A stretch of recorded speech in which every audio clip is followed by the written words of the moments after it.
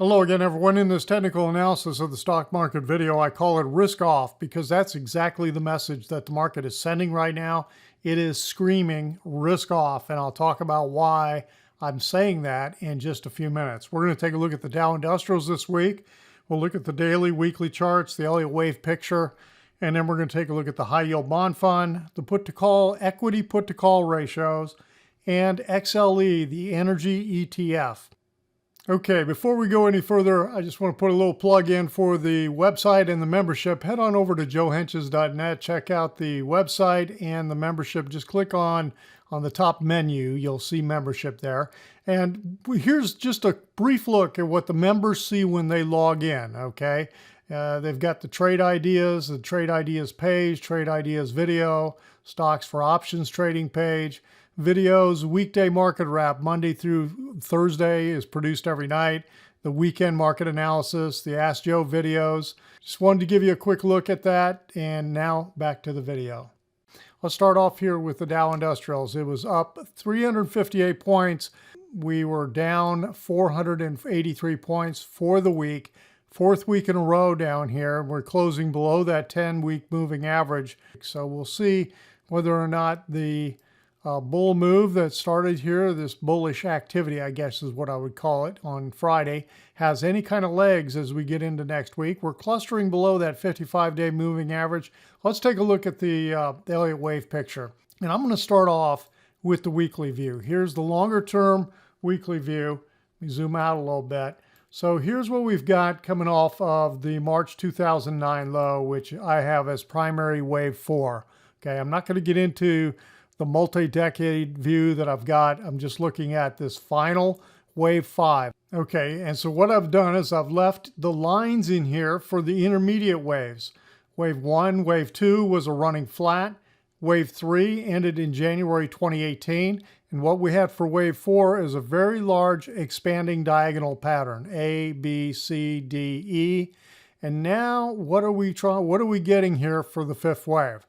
It looks like there's a decent chance this fifth wave may be complete with 5 minor waves up in here. We'll take a look at that in a minute. But, this fifth intermediate wave is either going to be a pure impulse wave, which is the way I've got it labeled, or it could be an ending diagonal pattern of some kind. Okay, those are really the two alternatives we got to choose from, and right now it seems to be playing out like an impulse wave. All right, so this is what I'm talking about in terms of the impulse wave coming off of the low. So here's wave 1, 2, 3, 4, and 5. Now you look at this, you say, well, doesn't wave 3 look kind of short? And remember, what's the rule? The rule is wave 3 can never be the shortest wave. So the key here is it's clearly shorter than wave 1. So that means that wave 5, minor wave 5, which is this line right here, cannot be longer than wave 3. So how do I test that out? Well, I do a little comparison. I'm not on semi-log, so I'm on regular arithmetic scale. And what I'm going to do is I'm going to look at the ratio analysis of 5 versus 3. So what you see right here at the 100% line, that is where wave 5 will equal wave 3, 29,761. If we were to push above that level, then wave 5 would be longer than wave 3. It would make wave 3 the shortest wave, and this would be an invalid wave count as we've got it labeled. But as of right now, it's totally valid in terms of having this as a wave 5. And the other thing is, look at the angle of attack is very aggressive in 1 and 3, as you would expect. And then we really flattened out here into wave 5, and now it appears that we're breaking down. So the way I've got this wave count labels, I think we're working our way down, trying to get the first 5 little waves of the first minor wave down here.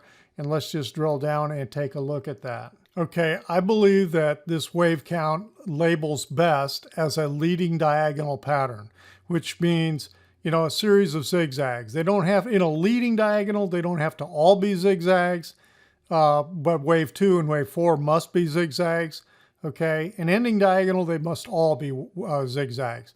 So right now, as you look at this fifth minute wave, the little red circles in here, okay, that's the minute waves. And so what I'm trying to do is diagnose and say, okay, are we getting a little zigzag to complete off this fifth wave? If that's the case, then we need to be coming down like this fairly quickly. And wave C, you look at this, you say, well, is wave C complete in here? Let's drill down, take a look. Let's go one level lower. Let's go 30-minute. And so I look at this and I say, well, when you have an A, B, C, the C wave should be 5 waves in a zigzag. Okay, so right now it looks almost like 1, 2, 3, pause in here for 4. We could have one more little push up in a 30-minute. It could happen in the first hour to 2 hours of the day on Monday, but then it needs to roll over and come back down. I don't want to see it continue to push higher up here. And definitely, let's go back to the 65-minute. If something else were to start happening, we kept pushing higher and higher and took out this wave too, then really you have to sit back and say, well, something else may be going on here in terms of the development. That's the nice thing about Elliott Wave. I mean, you lay out the wave structure in terms of what your expectations are. What are the road signs, the signposts, the guidelines in terms of what needs to happen to make it fulfill that pattern. And if it doesn't happen, then something else is in the works, something else is developing, and you move to a plan B. Okay, so right now, this is what we're looking for. And right now it's been playing out to this degree. We'll see if we continue to get that this next week. Okay, let me move back. I want to go back just to the basic diagram here for a minute. And I want to look at the high yield bond fund. And then I'm going to come back to this. But look what this HYG has been doing in here. Okay. This wedge type pattern, we've broken out of that. But the other thing is we're in this trading range for several weeks, actually from July 31st, all of August into September, and we're broken down out of that trading range. And we actually went the distance of that trading range. We almost went exactly to it on Thursday's low. And then we've kind of paused on Friday. But the other thing I was just going to point out to you is, and I'm going to just use my marker here, look how this is flatlined in here, right? It's flatlined and then it's rolled over. Well, if we go back, let me take that off for a second. Let me go back to the other chart, go back to the Dow's chart. And if we grab my marker again, what we're talking about is July 31st right in here. So this means HYG basically did this. And it did not confirm this push that happened in all the major indices in August. So HYG, the high yield bond fund, is saying risk off. It's either risk on or risk off. And why do you say that? Because the high yield is a riskier type of investment. And so if it's going up and people are buying it and driving it higher, the animal spirits are alive and active, and they're saying, yeah, we're going to take that risk, and it's risk on mode. Okay, but HYG is basically saying, no, not so fast. I think it's risk off. And that's the picture that we've been getting, and that's what the market now seems to be playing along with. All right, let's take a look at the put to call ratios. Okay, this is amazing to me. I have not seen anything like this in my data that goes back over 14 years, but I think we're talking about 20 years, and it may be we haven't seen it ever, okay, to this degree. So when I see put to call ratios, this is the 10-day column. This is the actual daily reading. And when I see put to call ratios that get below 60, I start to color them yellow. And when they get below 55, I start coloring them red. And when they get below 50, I start coloring them dark red. Okay, so you can see what's been going on here. And I've showed some of this before, but if we go back up to the top, well, here's the end of 2019. You can see where it started to get a little, bullishness kicking in. December, we got a stint. But look where the extreme kicked in January, 5 days, okay? And here was the low point on January 17th. And, then we started to get a little more of that bullish stint in February as the market pushed into the new highs. Okay, but that's it. Look at that's all we got in terms of the 10-day extreme. Then we got a lot of put buying in the bottom there, okay, as it led into the bottom of March 23rd. But now, as we come back up in here into June, look at this. 8 days of the very extreme readings, and here's the one-day extreme on June 8th.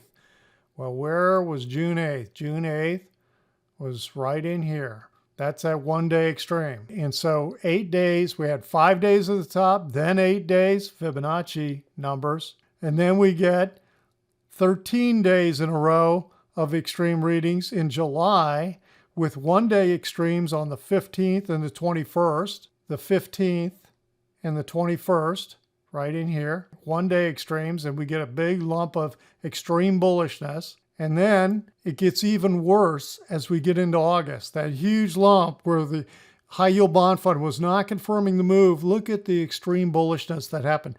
24 straight days of 10-day extreme readings in here, with one-day extremes, the most extreme on the 27th and on the 2nd of September.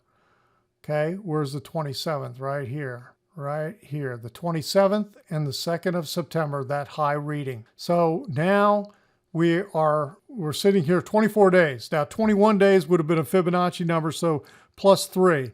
So it's interesting. We had 5 at the top, then 8 in June, 13 in July, 24 here in August into September. And then now we're starting to get a little bit more put buying, starting to kick in, a little bit of the extreme coming off. But man, this is like, honestly, like the mother of all extreme bullishness. You know, so it's pretty interesting. We'll see what happens here as we go into the rest of September. We got 3 more trading days, and then we've got October. So we'll see what happens. Let's take a look at XLE, and then we'll be done for the video. I want to look at the long-term Elliott Wave picture. I'm going to zoom out here. Right here was that big commodity blow-off push that we had from 2003 into the high in 2008. And you remember that, don't you? May, June 2008, when oil was hitting, futures contracts were up around $150 a barrel. And by the end of the year, they had gone below 40. I think they even went below 30 from 150. So then I've got this labeled on XLE that this is the first major wave down. Let me go ahead and zoom in a little bit. 3-wave move I label as A. And then we come up here and we have this big complex corrective pattern because a lot of overlapping type waves in here. I label it as a WXY. 2 correcting patterns, a zigzag and a zigzag, for a wave B. So we have an A, B, and now you expect a 5-wave move down in C. And this is what we've been working, 1, 2, and now we're in the 3rd wave. And boy, did we not get the crash type activity in the 3rd wave, right? And why does it happen? It seems to always happen in the 3rd of a 3rd of a 3rd. Okay, right in here. And then we get the 4th snapback, and now we're rolling back over in this last week. This was when I look at I look at 16 ETF sectors with my members every weekend, and the biggest mover to the downside was XLE, minus 10.2% this last week. So we're somewhat in free fall, and you notice we still haven't touched that 2002 low of 19.38. So we'll see if this continues to sell off like this. My expectation is we've got more to go to the downside. We'll see if it plays out that way. All right, that's it for today. If you felt like the video was helpful, hit the thumbs up. And if you're not a subscriber to the channel, hit that little subscriber button. And if you'd like more of this kind of information, head on over to joehenches.net right here. Check out the website and check out the membership. Everyone have a great weekend, rest of the weekend, and we'll talk to you on the next video.